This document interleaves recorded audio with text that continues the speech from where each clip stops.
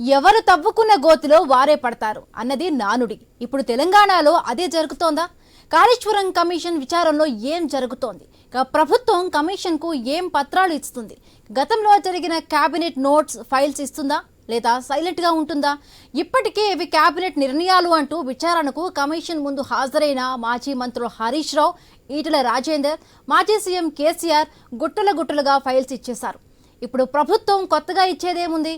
ఇవే కేబినెట్ నిర్ణయాలని ఇస్తుందా అన్నది ప్రశ్నార్థకంగా మారింది.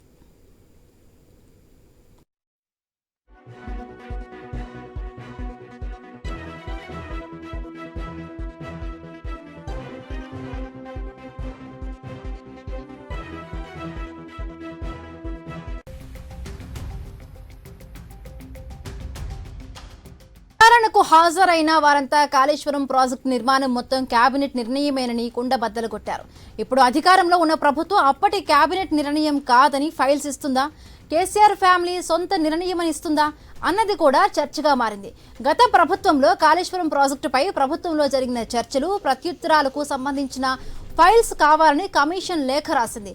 ఇలా కమిషన్ కేబినెట్ ఫైల్స్ కోరడంతో ప్రభుత్వం ఇరకాటంలో పడిందనే వాదన ఉంది.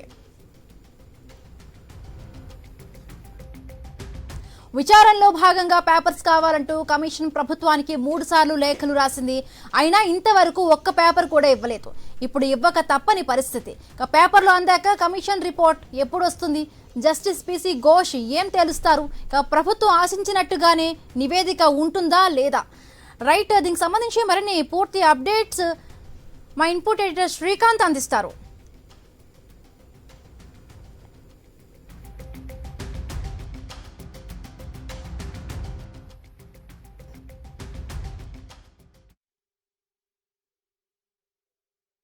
Over to you.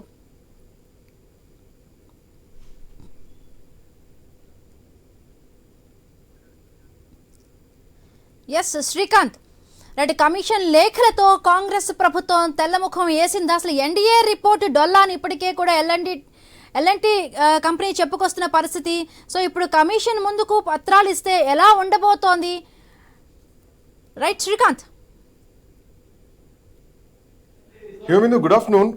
So Kaleshwaram commission ఏదైతే ఉందో, సో కాళేశ్వరంలో జరిగినటువంటి అవకతవకలు కానీ లేదంటే దాని డిజైన్ కానీ పూర్తిగా అధికారుల్ని ఆల్మోస్ట్ 100కు పైగా అధికారుల్ని ఈఎన్సీలతో పాటు ఇంజనీర్లందరినీ విచారించిన తర్వాత, అంటే ఒక్కొక్కరిగా విచారణ జరుపుతూ వస్తుంది Kaleshwaram commission, justice PC Ghosh commission. So ఈ కమిషన్ విచారణ జరిగిన తర్వాత ఇక ప్రజాప్రతినిధులు కూడా విచారించాల్సినటువంటి అవసరం కమిషన్కి ఏర్పడింది. సో అది కూడా అనూహ్యంగా తీసుకున్నటువంటి నిర్ణయం. మరొక 2 నెలల గడువును ప్రభుత్వం కమిషన్ పొడిగించడం జరిగింది. సో దాంట్లో భాగంగా ఈటెల రాజేందర్ భారతీయ జనతా పార్టీ ఎంపీ, అంతకుముందు ఆయన తెలంగాణ ప్రభుత్వంలో ఆర్థిక శాఖ మంత్రిగా ఉన్నారు కేసీఆర్ కేబినెట్ లో. ఆ తర్వాత హరీష్ రావు, అప్పుడు ఆయన ఇరిగేషన్ శాఖ మంత్రిగా ఉన్నారు. ఆ తర్వాత కేసీఆర్. సో అన్ని కేసీఆర్ నిర్ణయానికి కట్టుబడే, కేసీఆర్ ఆదేశించినట్టే పనులు జరిగినాయి అన్నది అక్కడ ఇంజనీర్లు చెప్పారు అన్నది ఒక మాట, ప్రభుత్వం నుంచి ప్రభుత్వ పెద్దలు చెప్పినటువంటి ఒక మాట. సో ఓవరాల్ గా కేబినెట్ లో జరిగినటువంటి చర్చల తర్వాత ఈ నిర్ణయం తీసుకున్నాం అనేది ఈటెల రాజేందర్ చెప్తున్నారు. అసలు కేబినెట్ లో నిర్ణయమే జరగలేదు, కేబినెట్ సమావేశాలే జరగలేదంటూ అటు తుమ్మల నాగేశ్వరరావు చెప్తున్నారు. కేబినెట్ భేటీయే జరగలేదు, ఎవరు సంతకాలు చేయలేదని చెప్పేసి. బట్ కేబినెట్ ఒక సబ్ కమిటీని వేయడం కూడా జరిగింది. ఆ సబ్ కమిటీలో ఈటెల రాజేందర్, అందులో తుమ్మల నాగేశ్వరరావు ఉన్నారు, హరీష్ రావు ఉన్నారు అన్నది చర్చ. సో ఈ చర్చ తర్వాత రిపోర్ట్ కూడా బయటకు వచ్చింది. సో దీంట్లో కేబినెట్ సంబంధించినటువంటి మినిట్స్ అంటే కేబినెట్ లో ఏ అంశాలు చర్చలోకి వచ్చాయి, ఎవరెవరు పాల్గొన్నారు, ఏ అంశాలు దాంట్లో ప్రధానంగా చర్చలోకి వచ్చాయి అన్నది ఇక్కడ మెయిన్ థింగ్ అనమాట. సో ఈ చర్చల తర్వాత సిఎస్ ఏదైతే రిపోర్ట్ రెడీ చేస్తారో ఆ రిపోర్ట్ ని అధికారికంగా ఆ కేబినెట్ లో జరిగినటువంటి అందరూ సమీక్ష సమావేశంలో వాళ్ళ సంతకాలు ఉంటాయి. సో అది కేబినెట్ మినిట్స్ అనమాట. సో అది ఒకవేళ కేబినెట్ నిర్ణయం తీసుకుంటే ఖచ్చితంగా ప్రభుత్వ నిర్ణయం అని చెప్పడంలో ఎట్లాంటి సందేహం లేదు. ప్రభుత్వ నిర్ణయం తీసుకుంటే ఖచ్చితంగా జ్యుడిషియరీ వ్యవస్థ కూడా ఎట్లాంటి ప్రశ్నలు వేయడానికి వీల్లేదు. సో ఏదో కూడా ప్రభుత్వ విధానాల్ని న్యాయ వ్యవస్థ తప్పుపట్టదు. ఎందుకంటే ప్రభుత్వం తీసుకునేటువంటి విధి విధానాల్ని తప్పుపట్టే అవకాశం లేదు, కోర్టులు కూడా ఆపేటువంటి పరిస్థితి లేదు. బట్ ఇప్పుడు జ్యుడిషియరీ ఎంక్వైరీ జరుగుతోంది. సో ఇందులో కాళేశ్వరం కమిషన్ ఒకటే అడిగింది, ఆ రోజు జరిగినటువంటి కేబినెట్ సబ్ కమిటీ సమావేశం జరిగిందన్నారు, కేబినెట్ లో చర్చించిన తర్వాత అన్నారు. ఆ కేబినెట్ సంబంధించినటువంటి మినిట్స్ కావాలంటూ కూడా ఈ రోజు రేవంత్ రెడ్డి ప్రభుత్వానికి కమిషన్ ఆదేశించడం జరిగింది. అయితే ఇంతవరకు దానికి సంబంధించి ఎట్లాంటి డాక్యుమెంటేషన్ కూడా ప్రభుత్వం నుంచి పోలేదు. బట్ ఏం జరగబోతోంది నెక్స్ట్, దీని తర్వాత కాలయాపన తర్వాత ఎట్లాంటి పరిస్థితులు ఎదురుగాబోతున్నాయి, ఇది ప్రభుత్వానికి అంటే రేవంత్ రెడ్డి సర్కార్కే మళ్ళీ బూమరంగా అయ్యేటువంటి అవకాశాలున్నాయా? ఇది కనుక ఒకవేళ కేబినెట్ మినిట్స్ ఇవ్వలేకపోతే కనుక ఖచ్చితంగా ఈ కేసు మొత్తం కొట్టుకుపోయేటువంటి కేసే, దీంట్లో పసలైనటువంటి కేసే అవుతుంది అన్నది ప్రస్తుతానికి మన న్యాయ విశ్లేషకుల దగ్గర నుంచి వినిపిస్తున్నటువంటి మాట. రైట్, మన కరెస్పాండెంట్ స్వామి అందుబాటులో ఉన్నారు దీనిపైన మాట్లాడడానికి. స్వామి, గుడ్ ఆఫ్టర్నూన్. సో ఎట్లా చూడొచ్చు, కేబినెట్ మినిట్స్ ని అందించాలి కమిషన్ కంటూ కూడా రేవంత్ రెడ్డి ప్రభుత్వానికి కాళేశ్వరం కమిషన్ కొంత ఒత్తిడి అయితే తీసుకొస్తోంది. సో దీనిపైన మళ్ళీ తీవ్ర స్థాయిలో ప్రభుత్వం పైన మండిపడుతుంది అనుకోవాలా? గతంలో 2 సార్లు కూడా లేఖలు రాసింది కమిషన్, ఇప్పటి వరకు ఒక్కసారి కూడా స్పందించలేదు. అసలు దీనికి సంబంధించి ప్రభుత్వం దగ్గర ఏం డాక్యుమెంటేషన్ ఉంది ఇప్పటి వరకు? అంటే ఆధారాలు సేకరించారా, లేదంటే ఎంక్వైరీ జరిగిందా? ప్రభుత్వం నుంచి ఎట్లాంటి డాక్యుమెంటేషన్ ఉంది, ఎట్లాంటి ఆధారాలు ప్రభుత్వం కమిషన్ కి ఇవ్వడం జరిగింది? ఎట్లా చూడొచ్చు ఈ కేబినెట్ మినిట్స్ ని కమిటీకి సమర్పించాలని చెప్పిన తర్వాత స్వామి? అంటే శ్రీకాంత్ మీరు అన్నట్టు ఇప్పుడు ప్రధానంగా ఇప్పుడు కాళేశ్వరం సంబంధించినటువంటి ఒకవైపు ఎగ్జిక్యూషన్ కావచ్చు, దానికి సంబంధించిన పెట్టే ఖర్చు కావచ్చు, దాని డిజైన్ లోపాలు కావచ్చు, దానికి సంబంధించినటువంటి అనేక అంశాలపైన రాష్ట్ర ప్రభుత్వం నియమించినటువంటి ఈ బీసీ గోస్ట్ కమిషన్ ఏది ఉందో దాదాపుగా విచారణ తుది దశకు చేరుకున్నది. రీసెంట్ గానే ఒకవైపు ఇప్పటికే దాదాపు 114 మంది 15 మంది అధికారులను, సిబ్బందిని, పొలిటీషియన్స్ ని అందరినీ కూడా ఒకవైపు విచారించినటువంటి ఈ కమిషన్ ఇక చివరిగా ఒక తన నివేదికను ప్రభుత్వానికి అందజేయబోతుందన్న తరుణంలో మరోమారు చివరిగా ఫైనల్ గా దీనికి సంబంధించిన విషయంలో రాష్ట్ర కేబినెట్ నుంచి ఏదైతే అన్ని రకాల నిర్ణయాలు తీసుకున్న తర్వాతనే కేబినెట్ అప్రూవల్ పొందిన తర్వాతనే కాళేశ్వరం ప్రాజెక్టు ముందుకెళ్లింది అనేది కూడా ఇటు మాజీ సీఎం కేసీఆర్ కావచ్చు, ఆర్థిక శాఖ మంత్రిగా పనిచేసినటువంటి ఈటెల రాజేందర్, అతను ఇరిగేషన్ శాఖ మంత్రిగా పనిచేసినటువంటి హరీష్ రావు ముగ్గురు కూడా స్పష్టం చేశారు. దానికి సంబంధించిన ప్రతి ఆధారాన్ని మేము కమిషన్ కి అందజేశామని చెప్పేసి కూడా వారు మీడియా ముఖంగా స్పష్టం చేశారు. కానీ ప్రభుత్వం ఇప్పటికే గత 2 నెలల క్రితమే ఒకవైపు కమిషన్ గడువు అయిపోయినప్పటికీ కూడా జూలై 31వ తేదీ వరకు కూడా మరొక 2 నెలల గడువును పొడిగించి ఆ తర్వాత అధికారులు కావచ్చు, బ్యూరోక్రాట్స్ కావచ్చు, సివిల్ సర్వెంట్స్ కావచ్చు, ఇంజనీర్లు కావచ్చు, సంబంధించిన కాంట్రాక్ట్ సంస్థ అందరినీ కూడా విచారించినటువంటి కమిషన్ చివరిగా నివేదిక ఇస్తున్న తరుణంలో రాష్ట్ర ప్రభుత్వం నుంచి వచ్చినటువంటి ఒకవైపు ఇప్పటి కమిషన్ గడువు పొడిగించడంతో కూడా ఫైనల్ గా పొలిటీషియన్స్ ని అందులో ఇన్వాల్వ్ అయినటువంటి విధానపర నిర్ణయాలు, పాలసీ నిర్ణయాలు తీసుకున్నటువంటి నాటి ముఖ్యమంత్రి కేసీఆర్, ఇరిగేషన్ శాఖ మంత్రి హరీష్ రావు, అప్పుడు ఆర్థిక శాఖ మంత్రిగా ఉన్నటువంటి ఈటెల రాజేందర్ ముగ్గురిని కూడా కమిషన్ విచారణకు పిలిచింది.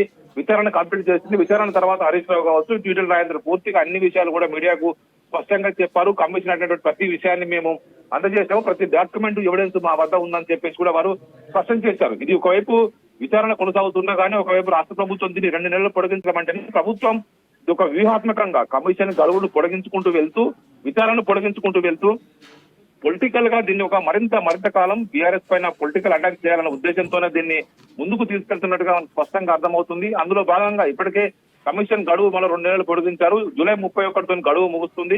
ఆ తర్వాత దీనికి సంబంధించి నివేదిక వస్తుంది. గతంలో కూడా ఈ ప్రభుత్వం విద్యుత్ పైన వేసినటువంటి కమిషన్ లో నరసింహారెడ్డి కావచ్చు, ఆ తర్వాత ఆయన తప్పుకున్న తర్వాత జస్టిస్ మదన్ బి లోకూర్ కూడా వచ్చారు, విచారించారు. ఆ నివేదికను ప్రభుత్వానికి అందజేసి పోయారు. అందులో గతంలో విద్యుత్ కొనుగోలు అవకతవకలు జరిగాయి, కేసీఆర్ పెద్ద మొత్తంలో ఇందులో డబ్బులు తిన్నారు, అప్పటి విద్యుత్ శాఖ మంత్రులు తిన్నారని రకరకాల ఆరోపణలు చేసినప్పటికీ కూడా ఆ లోకూర్ ఇచ్చినటువంటి నివేదిక ఏమైందని కూడా ఇప్పటివరకు బయటకు రాలేదు. ఇప్పుడు అదే తరుణంలో అది కేవలం పొలిటికల్ గా అప్పుడున్నటువంటి పరిస్థితుల్లో అధికారికంగా పార్టీ కేవలం టీఆర్ఎస్ పైన పొలిటికల్ అటాక్ చేయడం కోసమే దీన్ని వినియోగించుకుంది అనేది కూడా ఒక వాదన లేకపోలేదు. కానీ ఇప్పుడున్న పరిస్థితుల్లో ఇప్పుడు రాష్ట్ర ప్రభుత్వానికి 2-3 సార్లు లేఖలు రాసింది. చివరిసారిగా రాష్ట్ర కేబినెట్ లో జరిగినటువంటి రెజల్యూషన్స్ కావచ్చు, కేబినెట్ తీసుకున్నటువంటి నిర్ణయాలు కావచ్చు, విధానపర నిర్ణయాలు ఉంటాయి. ఇందులో కేబినెట్ మినిట్స్ ఉంటాయి. ప్రతి అంశం ప్రభుత్వం ఏ నిర్ణయం తీసుకున్నా కేబినెట్ లో చర్చించిన ప్రతి అంశం కూడా అందులో రికార్డ్ అయి ఉంటుంది. స్వామి, ఇక్కడ ఇప్పటి వరకు చూసుకుంటే గనక అధికారుల్ని ప్రశ్నించింది కమిషన్, ఆ తర్వాత ప్రతిపక్ష నాయకుల్ని ప్రశ్నించింది. ప్రెస్ మీట్లు పెడుతున్నారు, మాట్లాడుతున్నారు తప్ప ప్రభుత్వం నుంచి ఎట్లాంటి సాక్ష్యాధారాలు కమిషన్ కి ఇవ్వడం జరిగింది. అండ్ మోర్ ఓవర్ ఒకవేళ కేబినెట్ సబ్ కమిటీలో తుమ్మల నాగేశ్వరరావు పేరు ఉంది అన్నటువంటి వాదన వస్తే ఫస్ట్ ఆయన లేదన్నారు, తర్వాత నేను ఆల్రెడీ లేఖ రాసిందని చెప్పారు. ఆ లేఖ కూడా ఇక్కడ మీడియాకి అయితే వచ్చింది లేదు. బట్ తర్వాత పరిణామం ఎట్లా ఉండబోతోంది? మళ్ళీ ఏమైనా ప్రభుత్వానికి బూమరంగా అయ్యేటువంటి అవకాశం ఉందా? ప్రభుత్వం దగ్గర ఉన్నటువంటి ఎవిడెన్స్ ఏంటి గట్టిగా? ఎవిడెన్స్ ఏదైనా సరే గతంలో వీరు ఏదైతే గవర్నమెంట్ లో పార్టిసిపేట్ గా ఉన్నారో కేసీఆర్ వద్ద అదే ఏ ఎవిడెన్స్ అయితే ప్రభుత్వం ఇస్తుందో అదే ఎవిడెన్స్ కేసీఆర్ వద్ద ఉంది, అదే ఎవిడెన్స్ ఈటెల రాజేందర్ వద్ద ఉంది, అదే ఎవిడెన్స్ హరీష్ రావు వద్ద ఉంది. వాళ్ళు గత ప్రభుత్వంలో పనిచేసినప్పుడు ఏదైతే నిర్ణయాలు తీసుకున్నారో ఆ నిర్ణయాలకు సంబంధించిన అన్ని కాపీలు వాళ్ళ వద్ద ఉన్నాయి. అదే కాపీల్ని వాళ్ళు కమిషన్ కి అందజేస్తారు. ఇప్పుడు కొత్తగా ప్రభుత్వం ఏమిస్తుందంటే ఖచ్చితంగా వారు ఇవ్వాల్సినటువంటి విషయాలు కొత్తగా వాళ్ళు ఇస్తే అందులో లేని విషయం అయితే ఇవ్వలేని పరిస్థితి ఉండదు. ఖచ్చితంగా ఇస్తే కనుక అదే విషయాలు మళ్ళీ ఇవ్వాల్సి ఉంటుంది. అవే కాపీస్ అవే నిర్ణయాలను వాళ్ళు కేబినెట్ ముందు చర్చించి ఆ మినిట్స్ లో పొందుపరిచినటువంటి పేపర్స్ నే మళ్ళీ కమిషన్ ముందు ఇవ్వాల్సి ఉంటుంది. అవి కొత్తగా వాళ్ళు ఇవ్వాల్సి ఏం లేవు. కానీ ప్రభుత్వం ఇవ్వకుండానే కావాలని కాలయాపన చేస్తుంది అనేది ఇక్కడ మెయిన్ పాయింట్.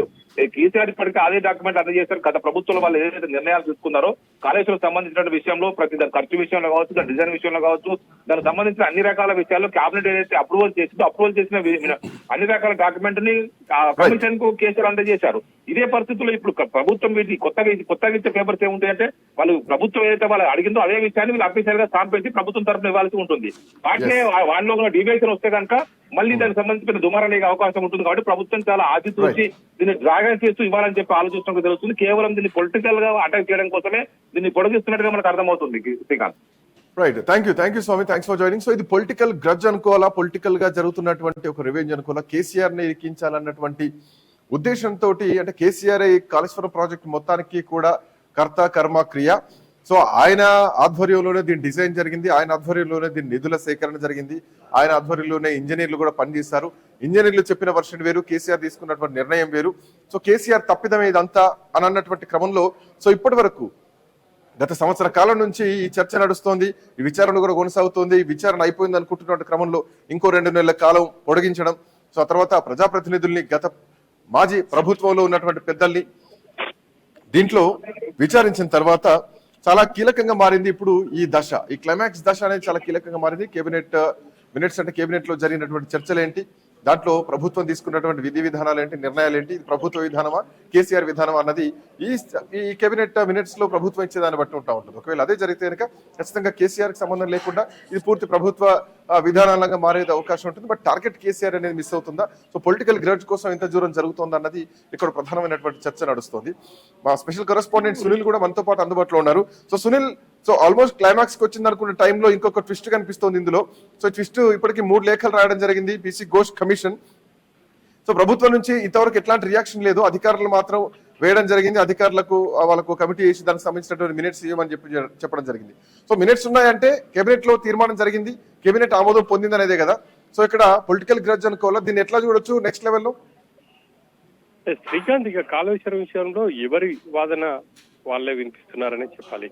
ఇప్పటికే కమిషన్ చాలా మందిని విచారించింది. ఆ ప్రాజెక్ట్ నిర్మాణంలో భాగస్వాములైనటువంటి ఇంజనీర్లతో పాటు ఉన్నతాధికారులు. ఆ తర్వాత అప్పట్లో ఆరోపణలు వచ్చాయని చెప్పేసి అప్పట్లో మంత్రిగా ఉన్నటువంటి ఇటు ఆర్థిక శాఖ మంత్రిగా ఉన్నటువంటి ఈటెల రాజేందర్, అదేవిధంగా ఇటు ఇరిగేషన్ శాఖ మంత్రిగా ఉన్నటువంటి హరీష్ రావుతో పాటు మాజీ సీఎం కేసీఆర్ ని కూడా విచారించారు. ఇక విచారించిన సమయంలో వాళ్ళంతా కూడా కేబినెట్ నిర్ణయం మేరకే కాళేశ్వరం ప్రాజెక్ట్ నిర్మాణం జరిగింది, రీడిజైన్ జరిగింది అని చెప్పేసి చెప్పినట్టు తెలుస్తా ఉంది. ఇక ఆ తర్వాత ఆ కమిషన్ ఒక కీలక నిర్ణయం తీసుకుంది. ప్రభుత్వానికి ఆ కేబినెట్ నిర్ణయాలకు సంబంధించి ఏం జరిగింది, అసలు కాళేశ్వరం ప్రాజెక్ట్ సంబంధించి కేబినెట్ నిర్ణయం మేరకే జరిగిందా, అసలు కేబినెట్ లో కాళేశ్వరం గురించి ఏం చర్చించారన్న వివరాలను అయితే ప్రభుత్వాన్ని అడిగింది. ఇక ప్రభుత్వానికి సంబంధించి ఇప్పటికే సీఎం ఒక ప్రకటన చేశారు, ఈ నెల 30వ తేదీ లోపు కాళేశ్వరం కమిషన్ అడిగిన వివరాలన్నీ అందిస్తామని చెప్పేసి. ఇక నిన్న కేబినెట్ భేటీ తర్వాత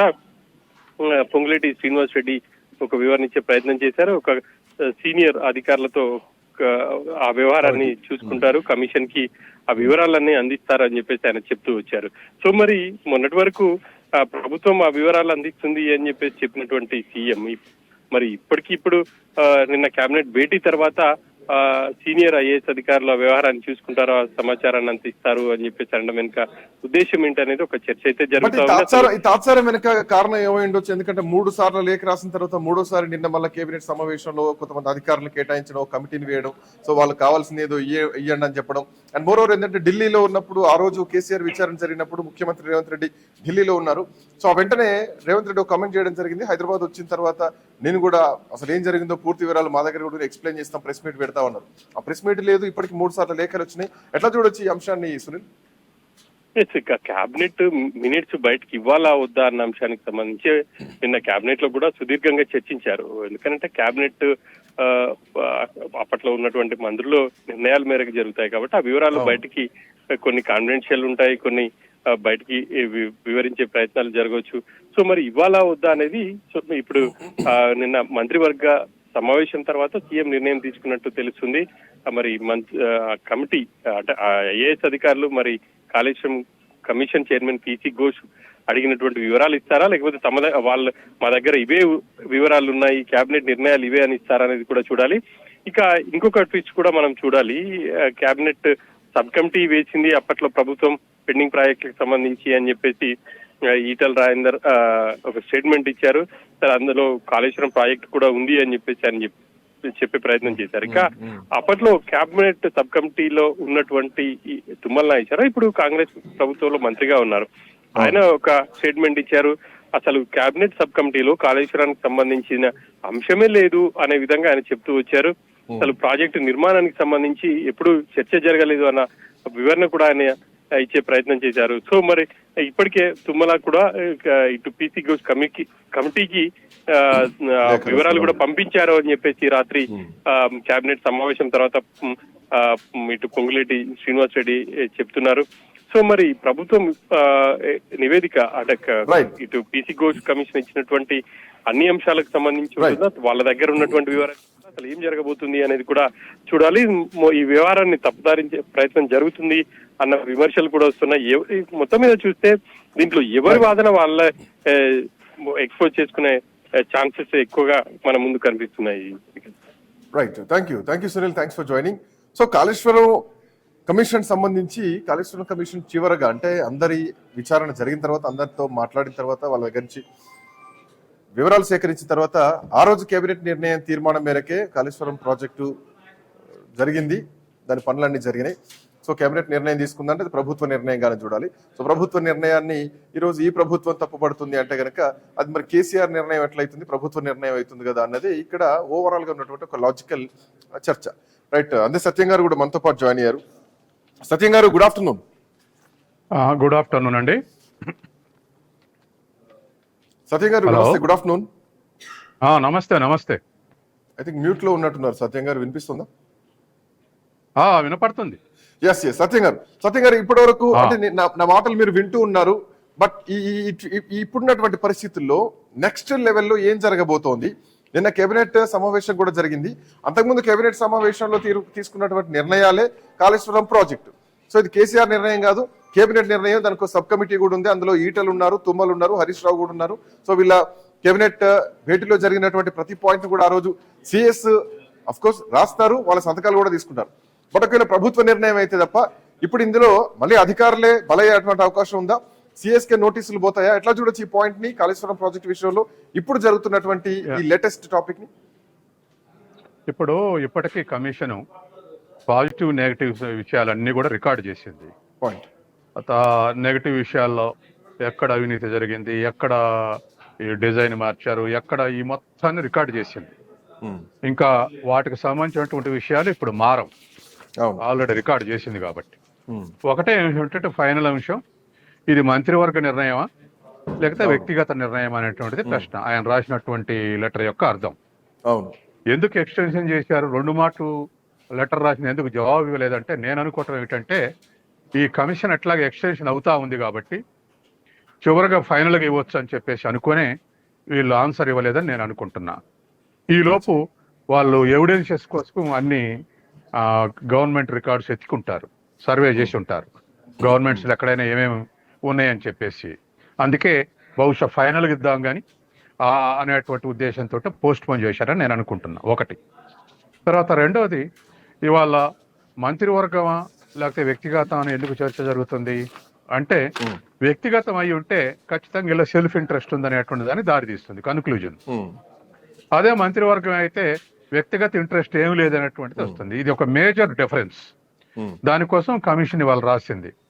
అయితే మనకు నిన్న మన ఇంతకుముందు సుధీర్ అన్నట్టు తర్వాత మంత్రివర్గ ఈ రాష్ట్ర ప్రభుత్వం బీఆర్ఎస్ హయాంలో 10 ఏళ్లలో జరిగినటువంటి మొత్తం మంత్రివర్గాల మినిట్స్ 80 90 మంత్రివర్గ సమావేశాలు జరిగాయి.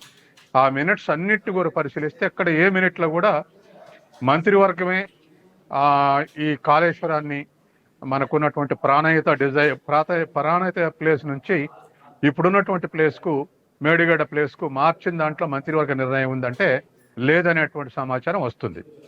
అంటే మినిట్స్లో రాసి ఉంటుంది ఇది కరెక్ట్ కాదు, కాబట్టి షిఫ్ట్ చేయాలని చెప్పేసి రాసి ఉంటుంది. అది రాయలేదనేటువంటిది ఇప్పటి వరకు స్పెల్ అవుట్ అవుతుంది మంత్రివర్గ సమావేశం నుంచి. కాబట్టి రేపు కమిషన్కి కూడా ఇగో 80 మంత్రివర్గ సమావేశాలు ఉన్నాయి. ఎక్కడ కూడా ఇక్కడ ఉన్నటువంటి పరిస్థితుల్లో తొమ్మిడట్టు నుంచి మన మన మన ప్రాణహిత కట్టాలనేటువంటి ప్లేస్ నుంచి ఇప్పుడున్నటువంటి దగ్గరికి మార్చాలనేటువంటి నిర్ణయం మంత్రివర్గ నిర్ణయం కాదు, మినిట్స్ ఎక్కడ లేదు రాసి అని చెప్పేసి సబ్మిట్ చేసే ఒకవేళ అవకాశం. మీరు అన్నట్టు ప్రభుత్వం దగ్గర నిజానికి అంటే కేబినెట్ మినిట్స్, కేబినెట్ తీర్మానం, కమిషన్ కి అన్ని అయిపోయిన తర్వాత ఇద్దాం అనుకుంటే ఎందుకు ఇప్పటికీ 3 లేఖలు రాసేంత వరకు కూడా ప్రభుత్వం నుంచి రెస్పాన్స్ లేదనుకోవాలి? ఎందుకు కేబినెట్ లో చర్చించిన తర్వాత దీనికి కమిటీ వేయడం, కమిటీ వేసిన తర్వాత అధికారులకు పనప్ప చెప్పడం, సో ఇప్పుడు మళ్ళీ కొత్తగా దీని మీద ప్రయోగాలు చేస్తున్నట్టు, దీని మీద కొత్త ప్రయత్నం చేస్తున్నట్టు ఒక వ్యవహారం. ఇప్పుడు టైం తీసుకుంటే ఎక్కువ ఎవిడెన్షియల్ దొరుకుతాయి, ఇంకా ఎక్కువ సైంటిఫిక్ గా సబ్మిట్ చేయొచ్చు. ఇప్పుడు ఎందుకంటే ఒకటి ఇందులో కాళేశ్వరం తప్పులు చేల్చడంతో పాటు తప్పులు చేసిన వాళ్ళని కూడా ఇవాళ అక్యూజ్ చేయాలనేదిగా దీని ఉద్దేశం.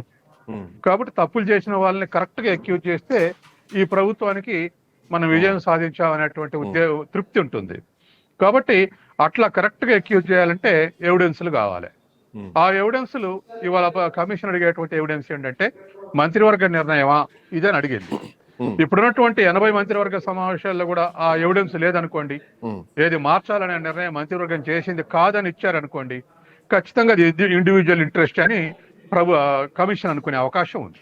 అట్లా ఉంది. ఒకవేళ నిజంగానే కేబినెట్ లో మంత్రివర్గ సమావేశంలో నిర్ణయాలు తీసుకున్నారు, దీనికి మంత్రివర్గ ఆమోదం, ఎందుకంటే బయటకు వచ్చినటువంటి ఈటల రాజేందర్ గాని కమిషన్ ముందు హాజరైన తర్వాత హరీష్ రావు గాని వీళ్ళు చెప్తున్నటువంటి మాట, ఇది కేబినెట్ లో ఒక సబ్ కమిటీ ఉంది, తీర్మానం జరిగిన తర్వాతే తీసుకున్నాం అని చెప్పేసి. ఒకవేళ అదే జరిగితే ప్రభుత్వ నిర్ణయాన్ని న్యాయ వ్యవస్థలు మాత్రం తప్పుపట్టే అవకాశం లేదు కదా.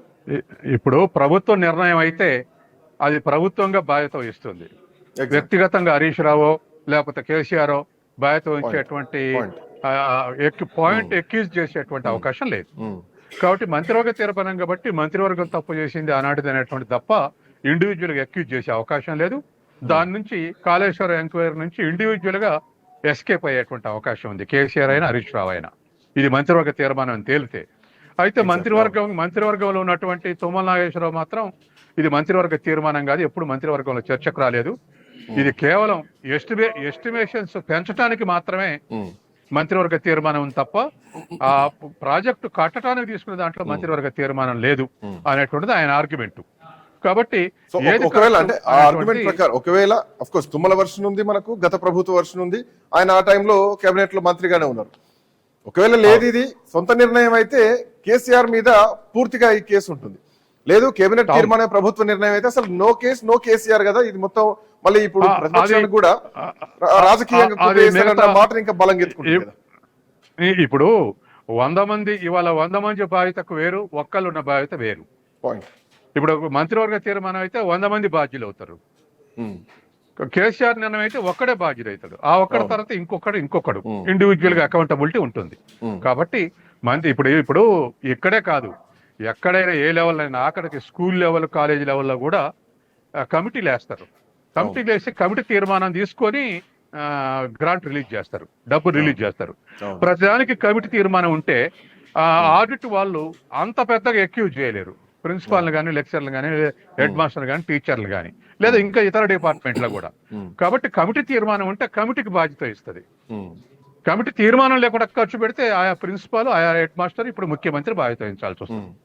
కాబట్టి మంత్రివర్గ తీర్మానం ఉందా లేదా అనేటువంటి కీలక అంశం. ఇప్పుడున్నటువంటి మినిట్స్ లో అది లేదు అని వస్తుంది కాబట్టి నిజంగా లేదు నిజమేనా లేకపోతే మధ్యవర్తులు ఎవరైనా ఈ పొకారు లేపారనేది కానీ మనకు ఇంకో 4-5 రోజులు 30 లోపే సబ్మిట్ చేయాలి కాబట్టి ఇంకొక 5-6 రోజులు మనకు అది తేలే అవకాశం ఉంది. Right, thank you so much Satyam garu, thanks for joining. మొత్తానికి కాళేశ్వరం కమిషన్ లో ఇది రాజకీయ కోణమా లేదంటే తప్పిదమా, ఇది వ్యక్తిగత తప్పిదమా లేదంటే ప్రభుత్వ తప్పిదమా, ఈ అంశాలన్నీ కూడా బయటికి రావాలి. సో దాంట్లో భాగంగా ఆల్మోస్ట్ చివరి దశకు వచ్చింది. సో ఆ రోజు కేబినెట్ లో సబ్ కమిటీ ఏర్పాటు చేయడం జరిగింది. ఆ సబ్ కమిటీలో హరీష్ రావు ఉన్నారు, ఈటల రాజేందర్ ఉన్నారు, తుమ్మల నాగేశ్వరరావు ఉన్నారు. సో వీళ్ళు సబ్ కమిటీలో ఉన్నారంటే లేదు తుమ్మల నాగేశ్వరరావు అంటున్నారు అక్కడ అసలు చర్చే జరగలేదు, అది వ్యక్తిగత నిర్ణయం ప్రభుత్వ నిర్ణయం కాదని ఆయన మాట్లాడుతున్నారు. బట్ అది ప్రభుత్వ నిర్ణయం, కేబినెట్ తీసుకున్నటువంటి నిర్ణయమే అన్నారు. నిజంగానే కేబినెట్ నిర్ణయం తీసుకుంటే అది ఖచ్చితంగా ప్రభుత్వం తీసుకున్నటువంటి నిర్ణయమే. ప్రభుత్వాలు నిర్ణయం తీసుకుంటే న్యాయ వ్యవస్థలు కూడా వాటిని తప్పుపట్టేటువంటి అవకాశాలు మాత్రం లేవు. సో ఇట్లాంటి పరిస్థితుల్లో జ్యుడిషియరీ కమిషన్ వేయడం జరిగింది. కమిషన్ చాలా స్ట్రాంగ్ గా ఉంటుంది. సో ఎవిడెన్స్లు పూర్తిగా స్వీకరిస్తారు. సో ఇప్పుడు ప్రభుత్వం నుంచి ఎట్లాంటి ఎవిడెన్స్లు వస్తాయి, కేబినెట్స్ లో నిజంగానే కేబినెట్ మినిట్స్ లో అసలు కాళేశ్వరం సంబంధించినటువంటి అంశాలు లేవా అంటే గనక ఖచ్చితంగా ఇది వ్యక్తిగతంగా కేసీఆర్ మీద ఎఫెక్ట్ అయ్యేటువంటి అవకాశం ఖచ్చితంగా కనిపిస్తూ ఉంటుంది. లేదంటే కనుక ఇది ప్రభుత్వానికి బూమరంగా అయ్యేటువంటి ఛాన్సెస్ ఎక్కువగా ఉంటాయి. లెట్స్ సీ ఎట్లాంటి పరిస్థితి ఉండబోతోంది, కమిషన్ ఎట్లాంటి నివేదిక ఇవ్వబోతోంది ప్రభుత్వానికి, దీంట్లో ఎవరు దీంట్లో బలి కాబోతున్నారు, ఎవరికి బూమరంగా కాబోతున్నారు అనేది కాలం నిర్ణయిస్తుంది, కమిషన్ నిర్ణయిస్తుంది. That's all for now. Next updates continue అయితే కీప్ వాచింగ్ ఐ న్యూస్.